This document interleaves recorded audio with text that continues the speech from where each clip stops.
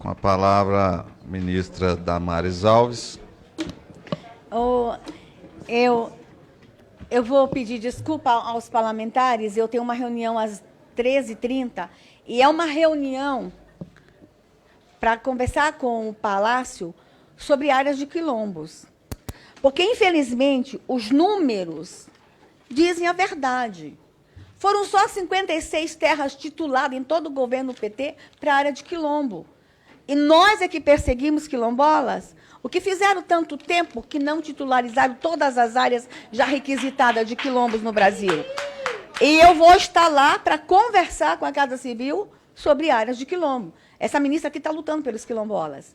E aí, também, eu queria dar uma dica. Essa é uma comissão muito importante. E eu quero falar, inclusive, com os assessores que estão aí atrás. Não se omitam. Assessores, não se omitam. Quando vocês identificarem qualquer indício de desvio de verba pública, de má aplicabilidade do dinheiro, façam requerimento de informações para os seus deputados. Vamos acompanhar, porque eu achei que eu acompanhava tudo quando eu estava aqui nos bastidores. Eu fui uma mulher aqui nos bastidores que dei muito trabalho para os governos anteriores. Vocês sabem disso. Era requerimento de informação todo dia, e eu não assessorava um único parlamentar, sempre assessorei frentes. E eu achei que eu sabia tudo, que eu conhecia a corrupção. Não conhecia. Estou conhecendo corrupção agora que eu estou abrindo gavetas. Vocês não têm ideia. Sabe o que é descobrir, Keynes, que foi ouvidora da FUNAI? Que a FUNAI tem aviões sucateados, jogados por todo o Brasil. Eu nunca soube que a FUNAI tinha aviões. Tem um avião, senhores, e eu vou atrás dele, que o servidor me contou que o piloto pegou o avião. Olha como eles tratavam os índios no Brasil. Aí ele foi levar um índio de um lugar para o outro. Quando chegou lá num lugar de destino, ele era de noite, não podia voltar, ele foi beber e foi para baile. Na hora de vir embora, ele gastou todo o dinheiro do combustível, ficou só com uma parte. Então, ele abasteceu só o que ele tinha de dinheiro. Ele disse, eu vou voar até onde tiver combustível. Voou. Aí o combustível estava acabando, ele fez um pouso forçado, bem longe do seu destino. Pegou a mochila, pôs nas costas, saiu andando. O avião está lá até hoje. Já me mostraram hangares onde tem sucata de avião da FUNAI. Era dessa forma que lidavam com os indígenas no Brasil, com desrespeito. Claro, tem muita gente questionando como é que nós estamos cuidando da questão indígena no Brasil. É porque a gente tirou e vai tirar dinheirinho de ONG que dizia-se dona de índio. Eu digo que sou mãe.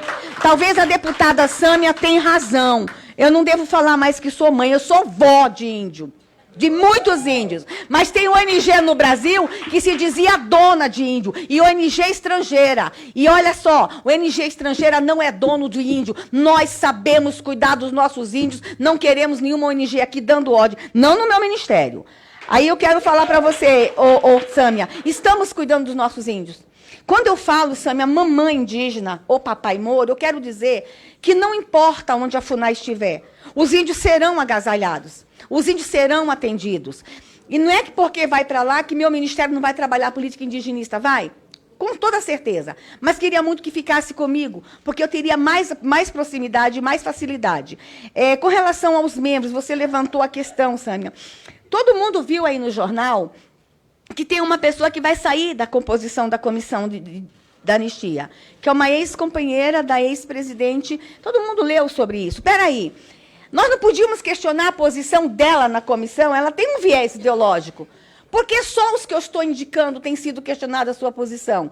Nesse sentido, a magistrada que deu a sentença disse, vale lembrar que, notoriamente, outros antigos membros também já haviam externado juízo de valor sobre o tema, antes de serem livremente nomeados pelos governos passados. Então, essa é uma questão vencida. A justiça já disse que os meus escolhidos vão ficar lá e vão ficar. Se eles cometerem alguma injustiça, eles sairão. Mas, por enquanto, eles vão ficar lá. E eu vou dizer uma coisa, e eu fiz questão de entrevistar cada um deles. Nós temos o melhor time que a Comissão de Anistia poderia ter. Voltando, Sâmia, com relação a direitos humanos, estamos trabalhando muito. E agora a gente vai trazer para o Brasil uma novidade, vamos estar apresentando uma coordenação dentro do Ministério que vai abordar a corrupção sob o aspecto de direitos humanos. Se direitos humanos foram violados nessa nação, foi por causa da corrupção. Quantas pessoas morreram na fila de hospital? Quantas crianças não tiveram acesso à educação? Quantas creches não foram construídas? A maior violação de direitos humanos nessa nação se chama corrupção. E a gente vai trabalhar. Deputado delegado Pablo, o senhor fala sobre realmente todos os absurdos com os povos indígenas. Deixa eu dizer uma coisa, deputado.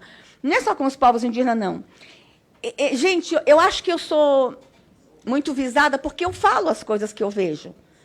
E eu vou continuar falando. Por exemplo, eu acho que tinha um país de faz de conta aqui.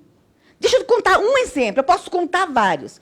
O Disque 100 era a política pública, deputado, mais divulgada de proteção da infância.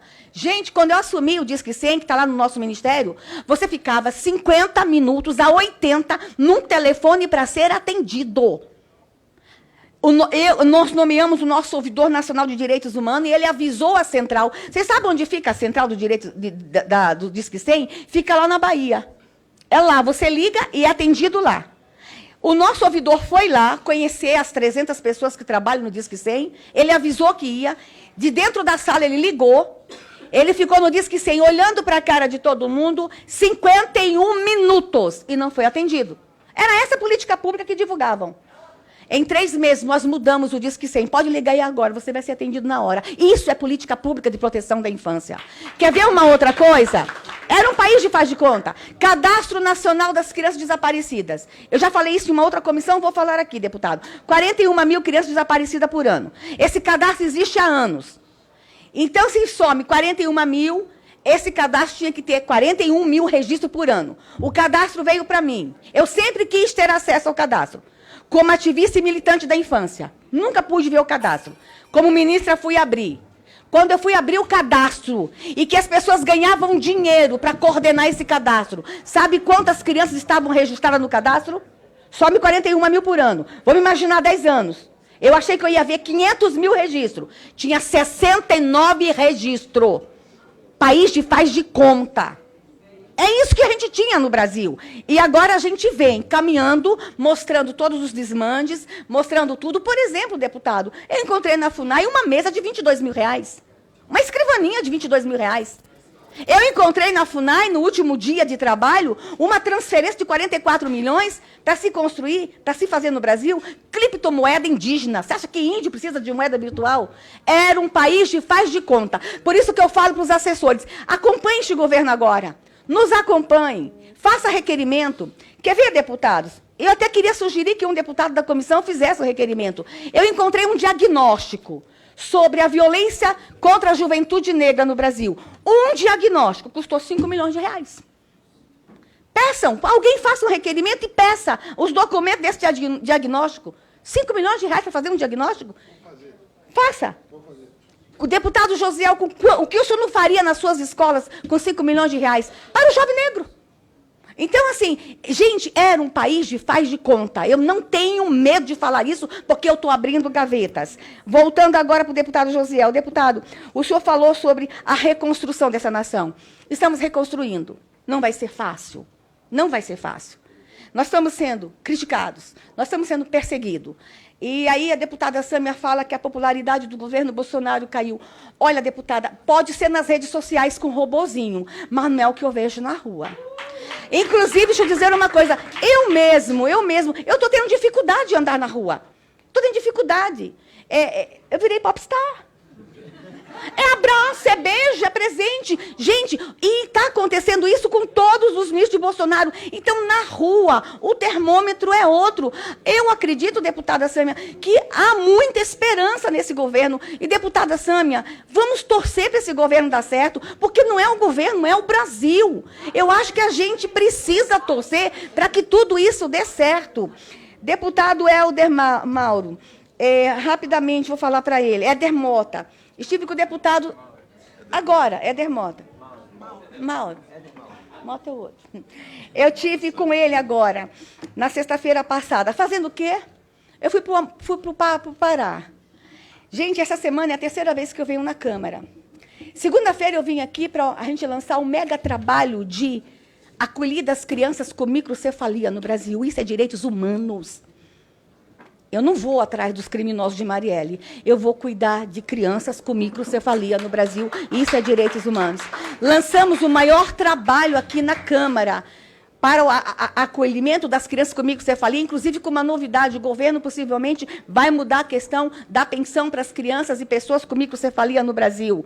Aí, quando foi ontem, vim para cá lançar o maior trabalho de apoio à adoção no Brasil. A adoção, gente, no Brasil, por mais que esse Congresso melhorou a lei o ano passado, ainda é muito burocrático. Nós estamos com 47 mil crianças em abrigos no Brasil e apenas 9 mil estão aptas para adoção.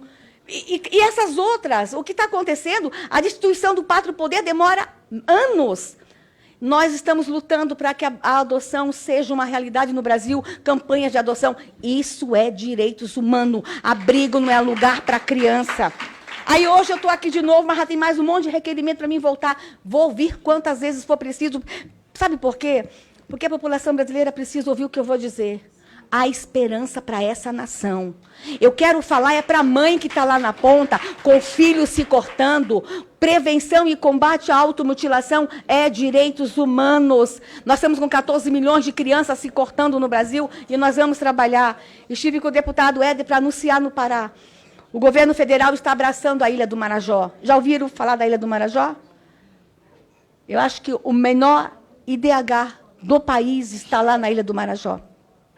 Na Ilha do Marajó, deputado, o abuso sexual é tão real e tão presente que sociólogos já estão falando no Brasil que nós nunca vamos vencer a pedofilia no Brasil porque é cultural. Olha a Ilha do Marajó.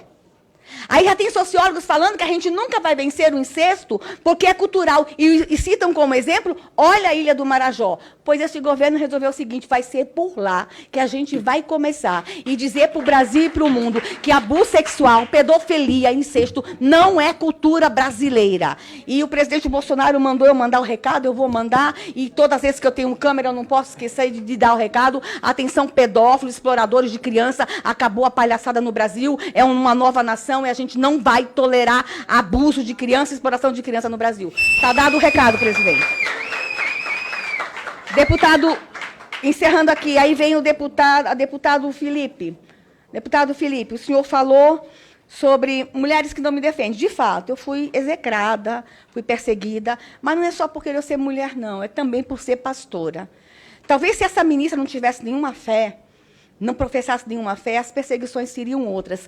Tanto que, o que eles falam de mim? Eles pegam palavras minhas dentro da igreja, pensam para me perseguir. Eu cometi algum erro como ministra até agora? Eu vou cometer, gente, eu não sou infalível. Não, mas as críticas são de palestras minhas dentro da igreja. E dentro da igreja eu tenho sobre mim o manto constitucional.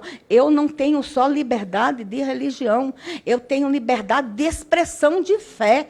Há uma diferença, todo mundo fala liberdade de culto. Ok, mas eu quero também liberdade de expressar a minha fé. Dentro da igreja eu estava expressando a minha fé. E aí eu acho que a maior perseguição não é por ser mulher, é por ser religiosa. E aí, venezuelano, muitas pessoas defendendo o regime. Eu não defendo aquele regime, pelo contrário, saio pelo mundo falando contra aquele regime, aonde me é dada oportunidade. Eu defendo o venezuelano que está passando fome. E aqui vou dizer para vocês, está sob a responsabilidade dessa ministra também a interiorização dos venezuelanos, dos imigrantes venezuelanos. Nós temos um braço nosso lá na fronteira, nós estamos trabalhando na fronteira. Enquanto todo mundo está criticando essa ministra, nós estamos lá, cuidando dos venezuelanos, com as Forças Armadas e com todos os demais ministérios. Nós estamos acolhendo os imigrantes. E agora é papel meu estar trabalhando a interiorização. E aí vou encerrar, deputado, acho que já respondi a todos, falando sobre mais uma sugestão que eu trago para essa comissão. Acompanhe os PRODOC. Você sabe o que é PRODOC? Acompanhe os convênios que foram feitos, e alguns ainda a gente vai ter que executar, com organismos estrangeiros, deputado. Deputado. PNUD, Unesco, Unicef, outras agências internacionais. Ministra, como é que isso funciona? Eu vou explicar para vocês. Eu não posso contratar uma pessoa, porque eu tenho que ter concurso público. Mas, pelo PNUD, eu posso contratar essa pessoa para fazer consultoria. Eu não posso desenvolver, por exemplo, um projeto, tenho que fazer licitação, mas pelo PNUD eu posso contratar sem licitação, pela Unesco, pelos organismos internacionais. E aqui eu pediria a vocês que tivessem um olhar atento aos PRODOCs, fazer um requerimento nessa comissão e entender quantos PRODOCs tem com organismos estrangeiros. Eles estão a serviço da corrupção? Não. Estão em organismos sérios, mas são usados, sim. Talvez nem saibam que estão sendo usados. Nós encontramos, por exemplo, um consultor, que não vou dizer nome, CPF, nada, há 20 anos faz consultoria para organismos estrangeiros. Esse ano faz para esse órgão, esse ano para esse ano para esse ano para esse. Está aí há 20 anos recebendo verba pública para fazer consultoria. E a pessoa entende de tudo, de água, a planeta, a índio, a quilombola. São os PRODOCs. Então, eu gostaria de trazer essa sugestão para vocês, que essa comissão se debruçasse sobre os PRODOCs, fizesse um levantamento sobre os PRODOCs. Eu tenho alguns que eu ainda vou ter que executar e com o coração na mão. Por exemplo, contratar um organismo estrangeiro para construir as unidades socioeducativas. Espera aí. As FEBEMs, as casas-lares. Eu contratar um organismo estrangeiro, nós não temos pessoas que... Então, assim, são questionamentos que essa ministra traz, agora que ela está abrindo gaveta. E aí eu encerro. Nem as crianças são poupadas. Eu encerro porque realmente tenho que ir.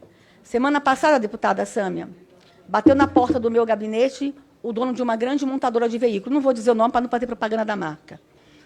E ele disse assim para mim, ministra, a senhora não pode, por favor, ir lá no pátio pegar os 600 carros do seu ministério que estão lá no meu pátio, eu não sei mais o que fazer? 600 carros? É, ministra, os carros dos conselhos tutelares que vocês compraram desde 2016 e os carros dos conselhos dos idosos estão lá. 600 carros. E eu tenho um conselheiro tutelar no Brasil atendendo de bicicleta. Eu tenho um conselheiro tutelar no Brasil atendendo de jegue. E os carros estão lá. A maioria já pago.